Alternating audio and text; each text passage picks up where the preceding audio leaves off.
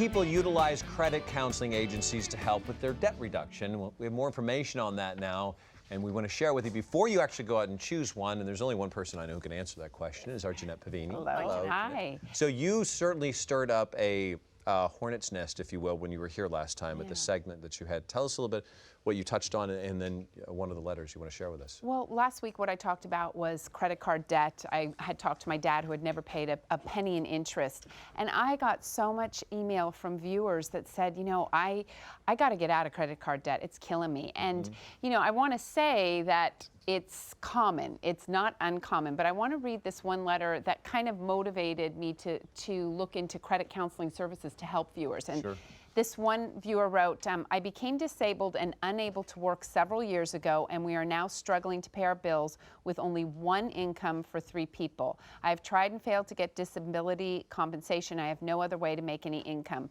Could you please recommend a way or the names of companies that are reputable credit counseling services to help lower my interest rates, payments, and help me get out of debt? Who sent that in? What was her name? This was a viewer, Deborah? and Deborah. Yeah, it was Deborah. Right. So, But there are a lot of counseling agencies out there that Yeah. you recommend. How do we know where to go and what to find and who's reputable? Right. So, and that's a really important thing, because a lot of times when you feel you have this monkey of debt on your back, you're gonna take whatever sounds great.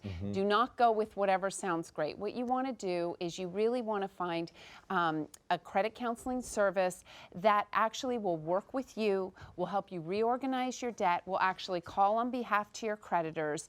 And a lot of them are nonprofits, so they either don't charge you or they work on a sliding scale. There's one in particular that I'm a big fan of. It's the Consumer Credit Counseling Service. They have organizations all over the country. I know up in the Bay Area, even their San Francisco office, they'll help people on a national level via phone calls or email, but they have offices all over.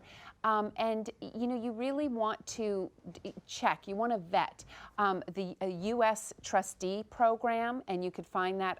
We will have the links, but it's through the Department of Justice. You could put in what area you live in, and they will give you the legitimate ones in your areas. can I ask you just real quick, that we got a little bit ahead of ourselves.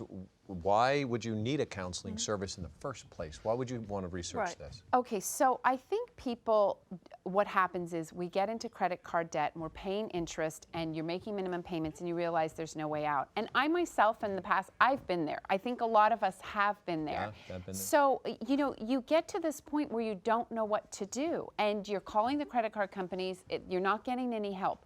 What these organizations do is first of all, they make you feel like, you know, it's okay. You're here, let's look forward. And I like that approach. You know, the past is the past. Moving forward, though, let's have a plan.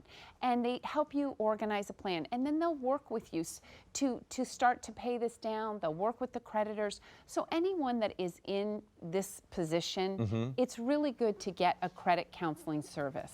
What do they charge? So a lot of them will either be like the nonprofits, it'll be a sliding scale or no charge. What's a sliding scale? A sliding scale means this is how much you make, so this is how much you'll pay. It's like a percentage, it's a smaller amount. Or they'll offer free workshops and things. But here's where you want to be careful. There's scams out there. And there are scams that are going to take advantage of vulnerable people. And the FTC, so the Federal Trade Commission, says there's a couple things you need to be aware of. If any agency is saying you need to pay us first, that's a big red flag because you shouldn't have to pay first. You should work with these counselors and work out a payment plan in the end.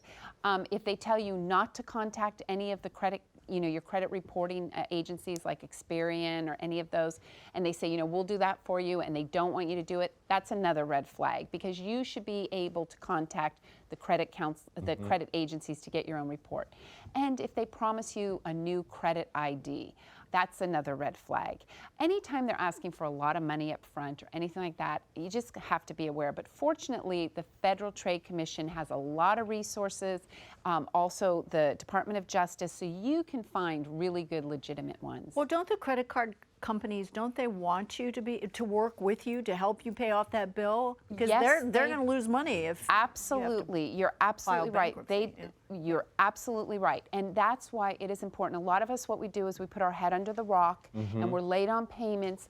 They want to help you get. I mean, granted, you're paying the interest, but they don't want you to go delinquent. So a lot of times, if you get to the point where you're working with a counselor, they're going to guide. They'll work with you, and I think it's a really good step in a positive direction. Well, I assume when you go through something like this, and this was earlier in my career, I was making nothing right out of college, and I Yeah. got in over my head, and actually had to borrow money to get out of it.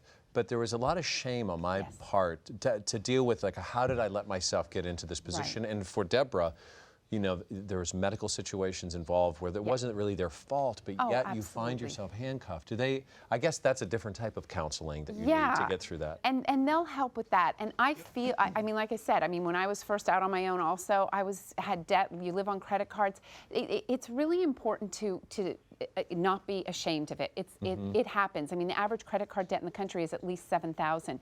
Debtors Anonymous, I have to tell you, I'm a big fan of this because I know a friend who was a single mom, had 2 kids, went to this and it changed her life. First of all, it took the stigma away. Yeah. She felt like she had a safe place to talk. She now is debt-free and she runs her own business, and so it's a positive thing. So if there's a Debtors Anonymous near you, you might want to check that out too.